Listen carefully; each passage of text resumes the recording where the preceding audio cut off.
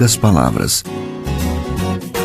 Um olhar sobre o mundo, a vida e a sociedade, à luz da Palavra de Deus, com Augustus Nicodemos. Olá, você que nos acompanha, cá estamos nós no nosso programa Em Poucas Palavras, gravado nos estúdios do Seminário Presbiteriano Brasil Central para o mundo inteiro pela graça do bom Deus. Eu sou Natson Matias, apresentando esse programa que é mantido pela Primeira Igreja Presbiteriana de Goiânia e com o nosso comentarista, o pastor da igreja, pastor Augustus Nicodemos, que aqui está comigo. Querido ouvinte, você que agora está recebendo o programa Em Poucas Palavras através de qualquer dos meios disponíveis, a minha saudação para você. Muito obrigado pela sua audiência.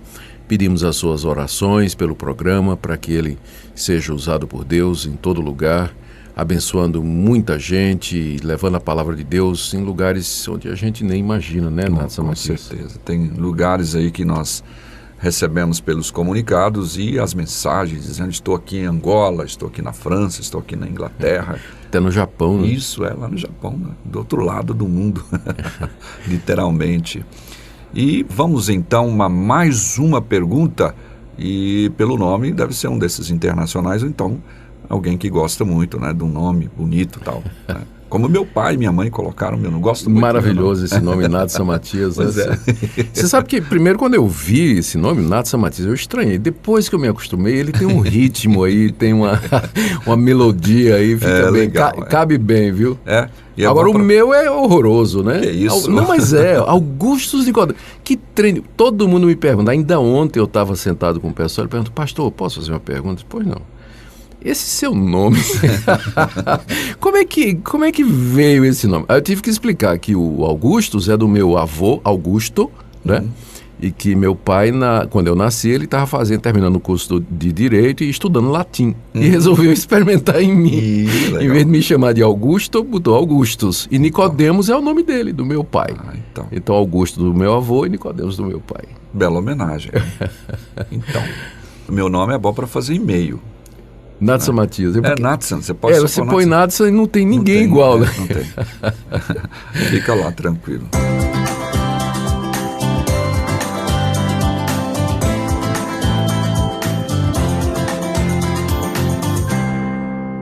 Vamos então à pergunta de hoje do Patrick Mickelson. Ele vai perguntar sobre acertar contas com os adversários, baseado em Mateus 5:26. Já.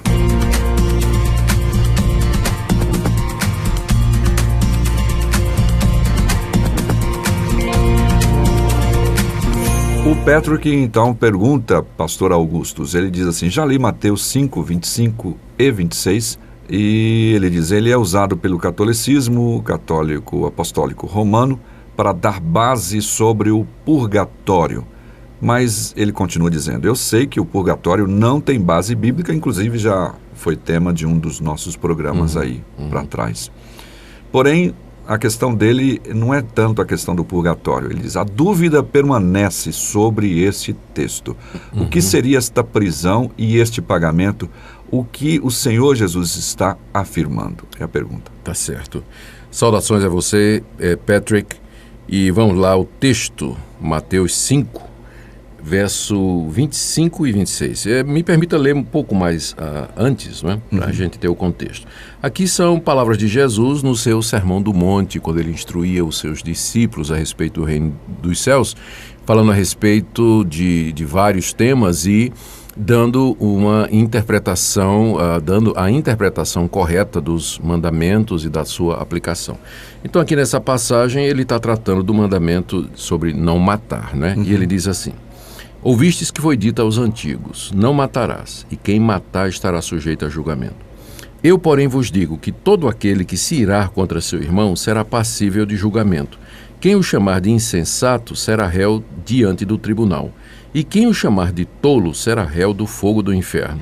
Portanto, quando apresentares tua oferta no altar, se ali te lembrares de que teu irmão tem alguma coisa contra ti, deixa diante do altar a oferta e vai primeiro reconciliar-te com teu irmão. Depois vem apresentar a oferta. Entra logo em acordo com teu adversário enquanto estás com ele a caminho do tribunal, para que ele não te entregue ao juiz e o juiz ao guarda e sejas lançado na prisão. Em verdade te digo que de maneira nenhuma sairás dali enquanto não pagares o último centavo.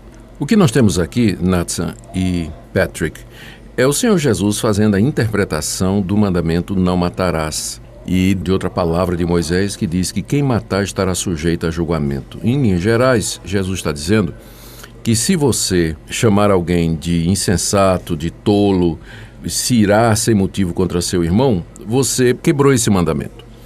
E ao fazer isso, você magoou alguém, você ofendeu alguém.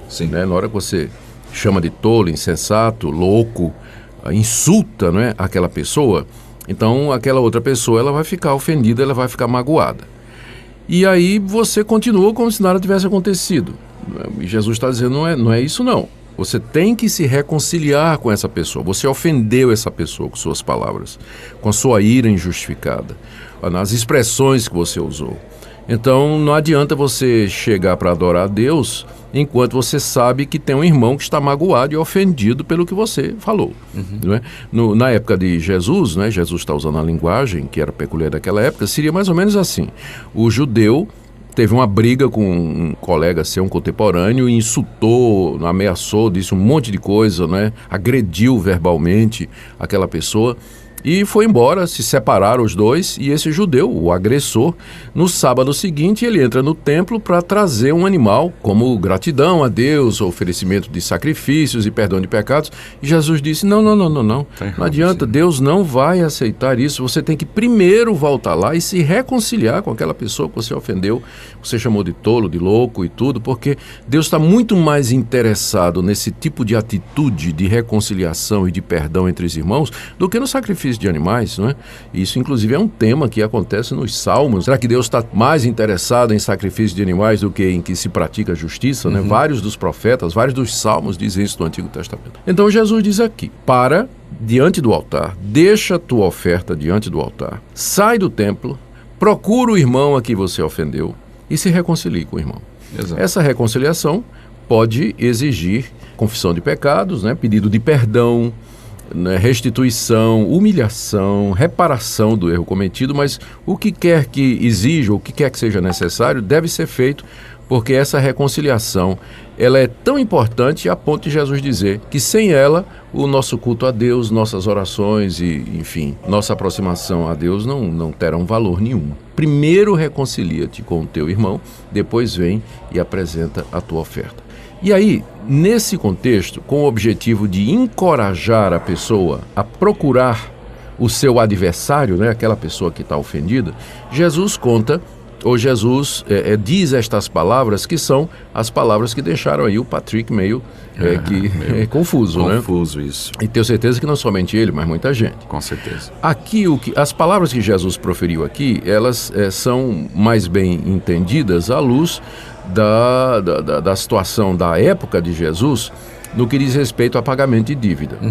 Se uma pessoa estivesse devendo alguma coisa e não tivesse dinheiro para pagar, para quitar isso aí, o credor, não é? A pessoa a quem ela devia, poderia levá-la diante do juiz e dizer, olha, esse cidadão aqui está me devendo tanto e não quer pagar.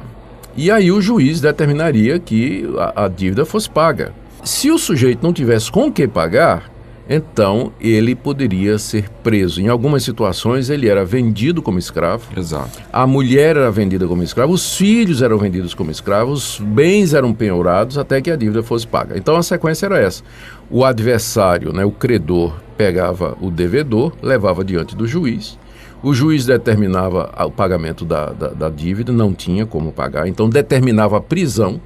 O sujeito então era entregue ao capitão, que levava o devedor para a prisão, e de lá da prisão ele tinha que fazer todos os esforços possíveis para quitar sua dívida. Negociar, né? Negociar e fazer alguma coisa.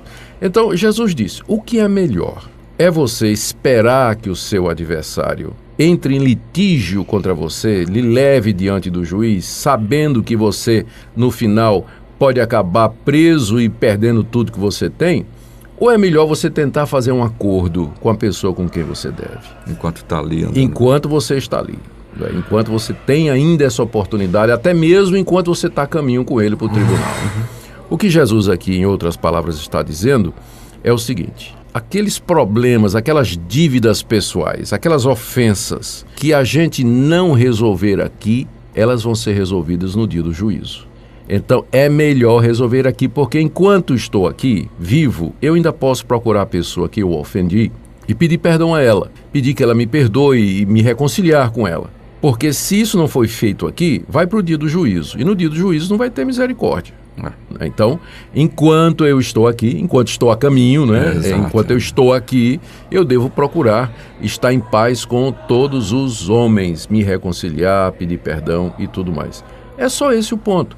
Aqui a gente tem que lembrar que as ilustrações e as parábolas que são contadas por Jesus, elas têm como objetivo ensinar um ponto espiritual, ilustrar um ponto espiritual. Portanto, nem todos os detalhes da ilustração e da parábola, eles têm um significado, tá? Não tem significado nenhum. Um enredo para chegar àquele ponto. Isso. Né? O que Jesus está dizendo é simplesmente o seguinte: se você não se reconciliar, então as consequências serão extremamente graves, como uma pessoa que vai presa e perde tudo que tem, não é? Porque não aproveitou a oportunidade de reconciliação. E fica até mais difícil, né? Imagina, por exemplo, essa questão no nosso contexto da lei, por exemplo, de pensão alimentícia, né? O camarada, ele não paga, ele acaba sendo preso, fica muito mais difícil ele quitar essa dívida estando preso do que fora trabalhando. Excelente ilustração. Não é? Então, o ponto ali daquela passagem, viu, Patrick, aquela passagem de Mateus 5, 25 a 26, é simplesmente dizer que é melhor você se reconciliar agora do que deixar isso para o dia do juízo, quando a perda será muito maior. Não tem nada a ver com purgatório. Aliás, a ideia do purgatório, um lugar depois da morte, onde você, pelo sofrimento causado pelo fogo, purifica os seus pecados antes de poder entrar no céu, é um absurdo que não tem qualquer fundamentação bíblica e, o que é pior de tudo, violenta o tema central do Novo Testamento, de que pecados são pagos mediante o sacrifício de Jesus. Exatamente. O sofrimento nosso não purga pecado nosso. Nosso sofrimento não purifica nossos pecados. A única coisa que purifica pecados, que aperfeiçoa-nos diante de Deus, é o sofrimento de Jesus Cristo. Então essa ideia do purgatório é um atentado à doutrina da salvação pela graça mediante a fé na obra completa, perfeita e terminada de Jesus Cristo. Portanto, deve ser rejeitado e, é claro, não há nenhum fundamento bíblico para essa ideia absurda de que depois da morte pecados podem ser purgados, nossa alma pode ser purgada pelo sofrimento através do fogo, para que a gente possa entrar depois no céu. Ok, muito boa a resposta. A pergunta também foi excelente e aí a gente tem, juntando as duas coisas, um bom conteúdo para a gente fazer um programa como esse. Somos gratos a Deus pela sua vida, Patrick Mickelson. Tá bom? Obrigado pela sua pergunta e a todos os nossos ouvintes.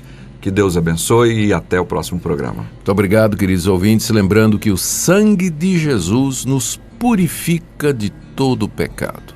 Amém. Se confessarmos os nossos pecados, Ele é fiel e justo para nos perdoar os pecados e nos purificar de toda injustiça. Se confessarmos os nossos pecados, Ele é fiel.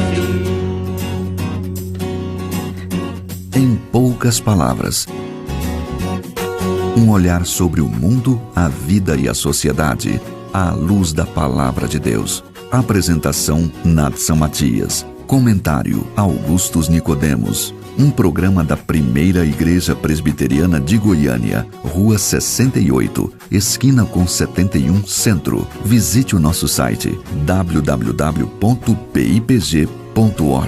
Apoio Seminário Presbiteriano Brasil Central, Goiânia.